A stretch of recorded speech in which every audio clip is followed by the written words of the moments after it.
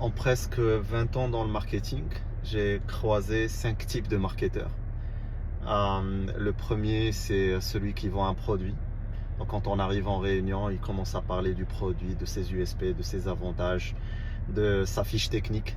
Et sur ce type de brief, comme vous pouvez vous en douter, on n'en sort pas grand-chose, parce qu'on sort une copie qui est centrée et concentrée sur le produit lui-même et non pas sur le consommateur.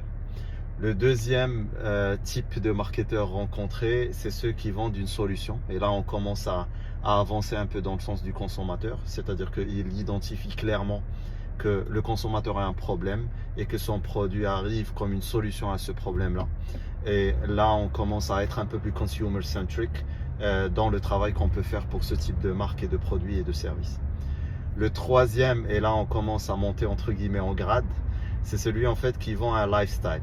Et donc il nous explique qu'en consommant son produit, on appartient à une communauté et à laquelle j'aspire, à laquelle je n'appartiens pas forcément aujourd'hui. Et le fait d'acheter, consommer le produit ou bien le service va me permettre d'appartenir à cette communauté. Le quatrième, et là on commence à se rapprocher du Graal, c'est celui qui vend un feeling, une émotion qu'on ressent quand on consomme le produit ou bien quand on consomme le service. C'est un peu ce qui se passe dans les parcs Disney par exemple, où on vend clairement des émotions à partir du moment où on met son pied dans le parc jusqu'à ce qu'on en sorte et on embarque avec nous plein d'émotions qui ne nous quittent jamais.